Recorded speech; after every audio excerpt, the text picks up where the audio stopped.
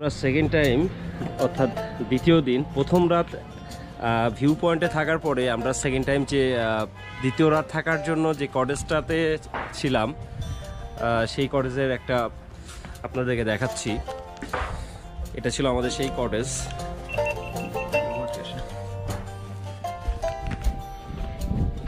এখান থেকে ভিউটা ঠিক এরকম। এই রিসোর্টের আসলে সবচেয়ে বেশি স্পেশালিটি হচ্ছে এই সৌন্দর্যটা, যেটা হয়তো আপনি অন্য জায়গায় গেলে পাবেন না। এখন সাজেকের সবচাইতে বেস্ট একটা রিসোর্ট, যেটা আমার দৃষ্টিতে সবচেয়ে ভালো মনে হয়েছে এবং ভিউটাও সুন্দর, তো সেই রিসোর্টটা আপনাদেরকে দেখাবো। তো যাওয়া যাক, নামছি এখন। আর রিসোর্টটা ভিউটা হচ্ছে ঠিক এরকম, আর উপরে আকাশের সৌন্দর্য তো দেখতেই পাচ্ছেন। আজকে আসার পরে কোন মোবাইলে নেট থাকবে এবং কোন মোবাইলে নেট থাকবে না, মোবাইলের সার্ভিস চালু থাকবে অর্থাৎ নেটওয়ার্ক থাকবে, যেটা সেটা হলো এই যে একটা টাওয়ার আছে দেখতে পাচ্ছেন আমার সামনেই। এই টাওয়ারটা যাচ্ছি সাজেক ঝর্ণা। তো সাজেক ঝর্ণা যাওয়ার জন্য আমাদের বেশ কয়েকটা পাহাড় পাড়ি দিতে হবে। ঠিক এই রাস্তা ধরে আমাদেরকে পাহাড়গুলো পাড়ি দিতে হবে। ভাই কি মানে কি সমস্যা, মানে চাইলে প্রবলেম কি বলেন তো একটু শুনি। ভাই বেস্ট অফ লাক জান, আসার সময় বলবেন ভাই এখন কোনো অনুভূতি নেই, আসার সময় অনুভূতি কেমন সেটাই বুঝতে পারবেন ভাই। ব্যাপার যেটা হয়েছে সাজেক ঝর্ণা যাওয়ার পথে যার সঙ্গে দেখা হচ্ছে, যারা ফিরতেছে টুরিস্টরা, সবাই নিষেধ করে যে ভাই যান না, অনেক কষ্ট অনেক কষ্ট। 20 মিনিটে 5 মিনিট তো অলরেডি পাড়ি দিয়ে ফেলছি। 20-এর উপরে যে কত নাম্বার আছে আমরা এখন পর্যন্ত শুনতে পারি। আচ্ছা যার এই জিনিস করে সেই বলে 20 মিনিট, 20 মিনিটে শেষ হয়ে যাবে। আসলে কি 20 মিনিট? না না সিরিয়াসলি বলেন, আসলে কি 20 মিনিট? আধা ঘন্টার মতো লাগবে। আরো আধা ঘন্টা? আধা ঘন্টা। আবার পাহাড় থেকে নামছি। ডেঞ্জারাস, মারাত্মক ডেঞ্জারাস নাকি সাজেক ঝর্ণা। আমার পা তো অলরেডি এখান থেকেই স্লিপ করতেছে। অবশ্য জুতার অবস্থা খারাপ, বাইক চালাতে চালাতে খুবই বাজে অবস্থা।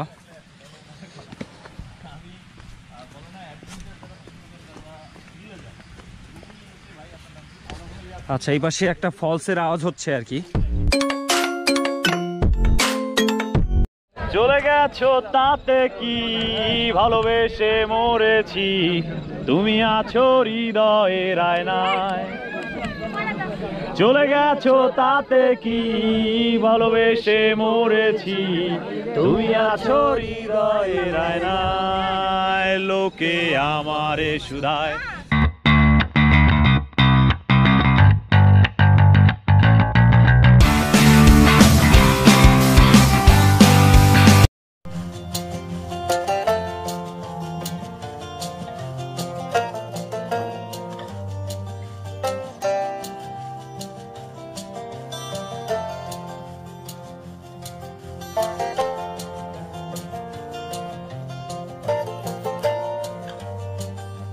এখন সাজেকের সবচাইতে বেস্ট একটা রিসোর্ট, যেটা আমার দৃষ্টিতে সবচেয়ে ভালো মনে হয়েছে এবং ভিউটাও সুন্দর, তো সেই রিসোর্টটা আপনাদেরকে দেখাবো। তো যাওয়া যাক। এখন উপর থেকে একটু নিচে নামতে হচ্ছে। এই সেই রিসোর্টটা অনেক পরিপাটি করে আসলে সাজানো হয়েছে। এই যে এখান থেকে সিঁড়ি দিয়ে যেতে হবে, যাওয়ার পর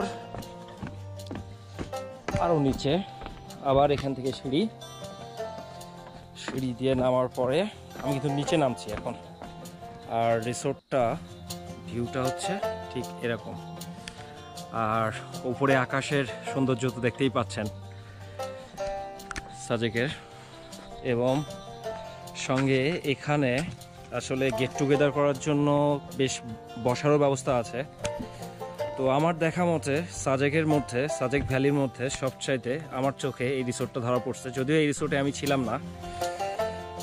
তো এখান থেকে সুন্দর একটা ভিউ দেখা যাচ্ছে, অসাধারণ একটা ভিউ, নান্দনিক, খুবই ভালো লাগছে। এবং নিচে এই যে রাস্তাটা দেখতে পাচ্ছেন, এই রাস্তা দিয়েই সাজেকে আমাদেরকে উঠতে হয়েছে সামনে। সাজেক 0 কিলোমিটারটা এখান থেকে কিছু দূর সামনে গেলেই সাজেক 0 কিলোমিটার। এই রাস্তা দিয়েই সাজেকের 0 কিলোমিটারে যাওয়া যাবে। এবং আমার পেছনের ভিউটা জাস্ট অসাধারণ, আপনারাই দেখেন কত সুন্দর। আমি জানি না গোপ্রোতে দেখা যাচ্ছে কিনা, খুবই সুন্দর একটা ভিউ। আর রিসোর্টের রিসোর্টটাও খুব পরিপাটি করে আর কি, সেগুন কাঠ দিয়ে তৈরি এটাও, আর ডুপ্লেক্স। আর ঠিক ওটার ওই পাশে আরেকটা রিসোর্ট আছে। আর আকাশটা আজকে সত্যি মানে ওয়েদারটা দারুণ, অসাধারণ একটা ভিউ। সাজেকের মূল সৌন্দর্যই হলো এই আকাশ।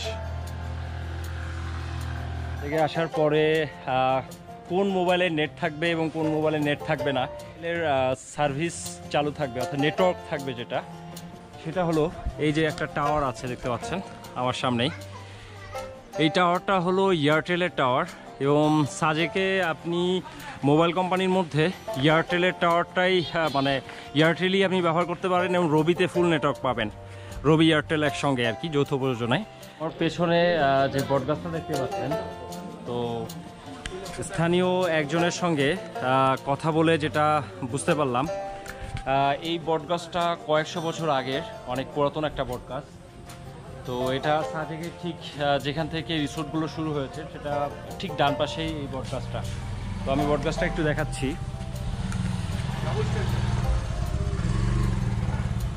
এখন আমরা যাচ্ছি সাজেক ঝর্ণা। তো সাজেক ঝর্ণা যাওয়ার জন্য আমাদের বেশ কয়েকটা পাহাড় পাড়ি দিতে হবে, ঠিক এই রাস্তা ধরে আমাদেরকে পাহাড়গুলো পাড়ি দিতে হবে। তো সব রকম প্রস্তুতি নেওয়া হয়েছে, এখন দেখা যাক বাকিটা আল্লাহ ভরসা। জানি না ঝর্ণায় পানি আছে কিনা বা কত দূর, তবে শুনেছি ঝর্ণায় নাকি প্রচুর পানি, তো গোসল হবে, চিল হবে, তো সঙ্গেই থাকবে। এই ট্রাকিংটা নাকি মারাত্মক কঠিন একটা ট্রাকিং, তো দেখা যাক। যেহেতু কিউকারাং পর্যন্ত যাইতে পারছি, ইনশাল্লাহ এই সাজেক ঝর্ণাটাও জয় করে আসব। তো যেতে থাকি। এখন আমরা পাহাড় থেকে নামতেছি, নিচে নামতেছি। মজার যে বিষয়টা, যেই আসছে মানে খুবই ক্লান্ত অবস্থায় সবাই আসতেছে আর কি। এই যে আপুরাও ক্লান্ত হয়ে গেছে পুরা, দেখতে পাচ্ছি। তো আসলে ডিমোটিভেট হওয়ার কিছু নেই, সানি ভাই অলরেডি টেনশনে আছে অনেক যে কি করবে সে। তো ভাই কি মানে কি সমস্যা, মানে চাইলে প্রবলেম কি বলেন তো একটু শুনি।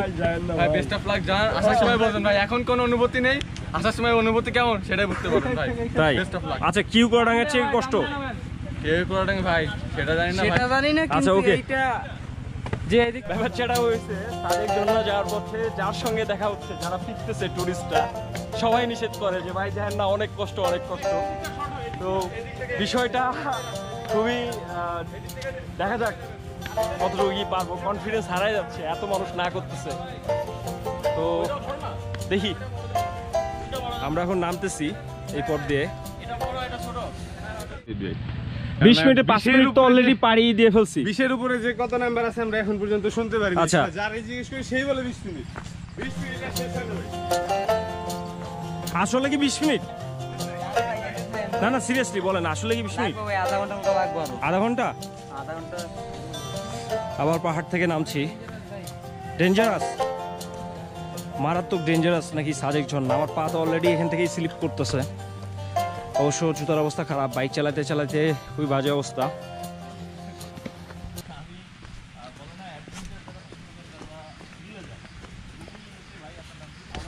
আচ্ছা, এই পাশে একটা ফলসের আওয়াজ হচ্ছে আর কি। এই যে এখান থেকে সাজেক ঝর্ণার মূল ফলসটা আর কি, এই ফলসটা বহু নিচে চলে গিয়েছে, অনেক নিচে চলে গিয়েছে। এই যে আমরা যাচ্ছি একদম দুর্গম পাহাড়ের মধ্যে দিয়ে, তো অনেক নিচে নামছি, এখন কিছুক্ষণ পরে হয়তো ওঠা লাগবে।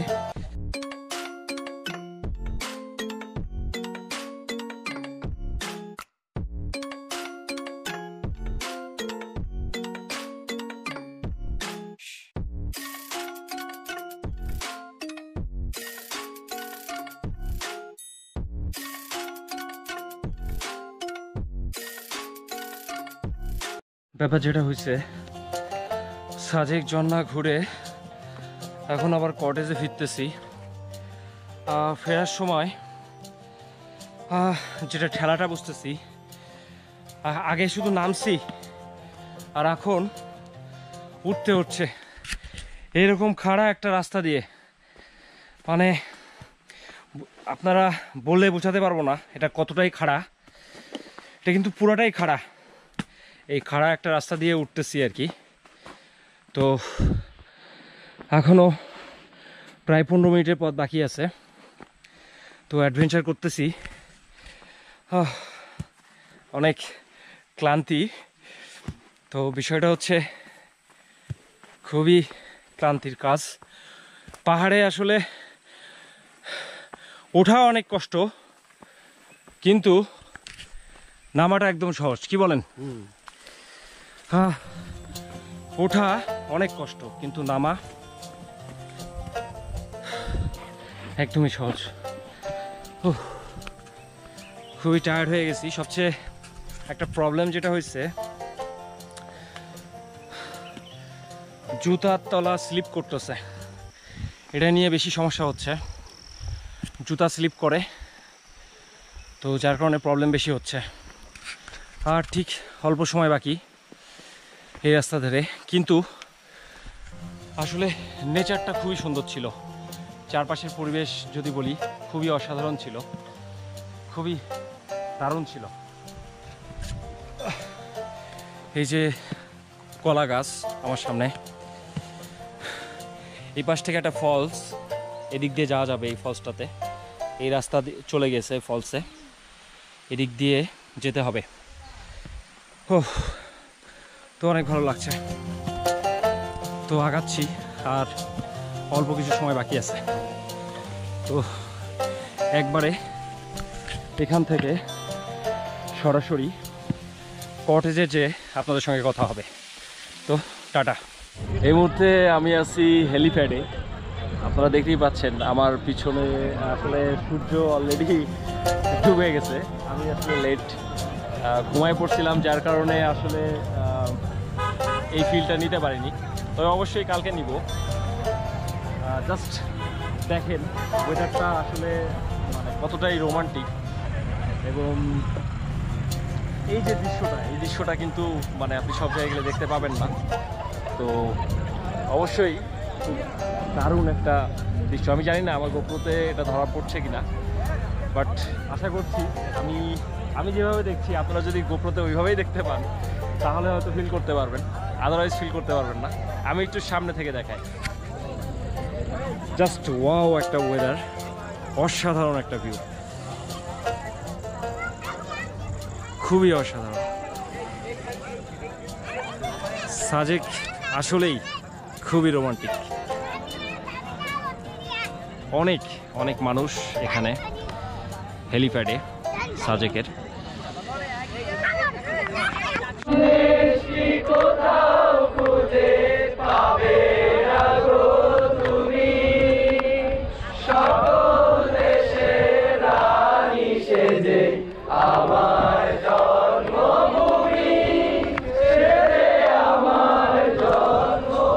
বন্ধুরা, এই মুহূর্তে আছি আমি সাজেক হেলিপ্যাডে। আজকে পূর্ণিমা চলছে, 29 তারিখ। তো এখানে গানের আসর হয়েছে। তো গানের আসরে বেশ কিছু ভাইরা এখানে একসাথে গান গাচ্ছে। পরিবেশটা খুবই অসাধারণ, ওয়েদারটাও বেশ ভালোই, একটু ঠান্ডা আছে। দুপুরে বেশ গরম ছিল, বাট এখন অনেক ঠান্ডা। তো এনজয় করছি, ভালোই লাগছে।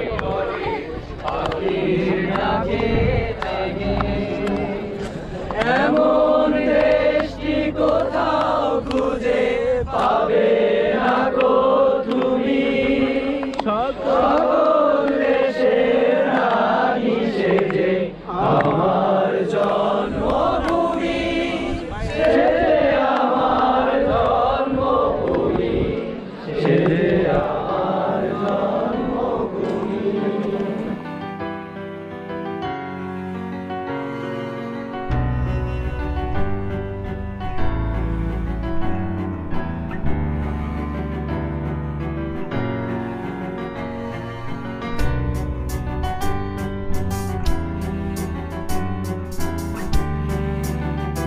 ফাইনালি আজকে আমাদের সাজেকের লাস্ট নাইট। তো লাস্ট নাইটে আমরা যেটা ট্রাই করতে যাচ্ছি সেটা হলো bamboo biryani. Bamboo biryani serve করছে আমাদের পারভেজ ভাই।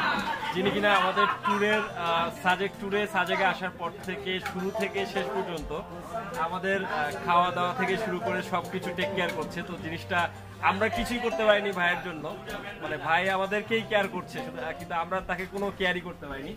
তো এই যে ব্যাম্বো বিরিয়ানি এবং সঙ্গে চিকেন, আর এটা ভাই কি বলে সালাদ। তো সাজেককে আসলে অনেক মিস করতেছি, শুধুমাত্র প্রাকৃতিক সৌন্দর্য না, খাওয়ার দিক দিয়েও কিন্তু সাজেক অসাধারণ। চলে গেছো তাতে কি, ভালোবেসে মরেছি, তুমি আছো হৃদয়ের আয়নায়। চলে গেছো তাতে কি, ভালোবেসে মরেছি, তুমি আছো হৃদয়ের আয়নায়। লোকে আমারে শুধায়, ভালোবাসা কারে কয় বলো না। লোকে আমারে শুধায়, ভালোবাসা কারে কয় বলো না। শুভ দৃষ্টির বিনিময় হলে ভালোবাসা হয়, লোকে তারে ভালোবাসা কয়। আমি বলি চলো না, এইসবই যন্ত্রণা, এগুলো ভালোবাসা নয়। লোকে আমারে শুধায়, মানুষ কেন ধোঁকা খায় বলো না। I wanna say I love you, my love is only for you. I love you until I am alive. I wanna say I love you, my love is only for you. I love you until I am alive. Please don't refuse me, accept my love seriously, request to mine. दिल को उसको ने पर राहों में तू मगर, इस दिल में क्या है सोचो ना। दिल को उसको ने पर राहों में तू मगर, इस दिल में क्या है सोचो ना। आदमी हमसे ये पूछे, प्यार किसको कहते हैं बोलो ना। বেশি টাকার বিনিময় ভালো ফাস্ট ফুডে খাওয়া হয়, মেয়েরা তারে ভালোবাসা কয়।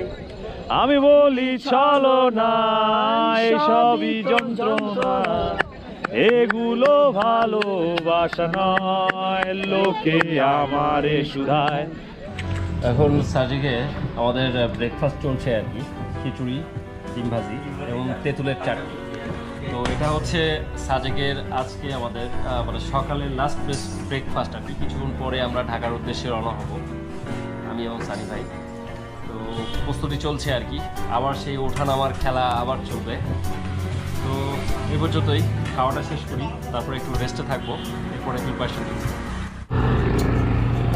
ফাইনালি আমরা ফিরছি ঢাকার দিকে, খাগড়াছড়ি থেকে এখন ঢাকার দিকে যাচ্ছি। তো আসার পথে ঠিক এরকম একটা ভিউ পেয়েছি, যেটা কিনা মানে আনবিলিভেবল টোটালি। তো এখানে আমরা একটু মানে জাস্ট 5 মিনিটের জন্য একটা ব্রেক নিয়েছি। জাস্ট দেখেন আকাশটা কত সুন্দর, মানে পৃথিবীটা যে এতটা সুন্দর, যদি কখনো সাজেক বা খাগড়াছড়ি না আসেন তাহলে আপনারা বুঝতে পারবেন না। ব্যাপার যেটা হয়েছে কি বলবো, দুঃখের কথা কি বলবো, বারাইহাট আসার সময় আমাদের সানি ভাইয়ের ছোট একটা অ্যাক্সিডেন্ট হয়ে গেছে।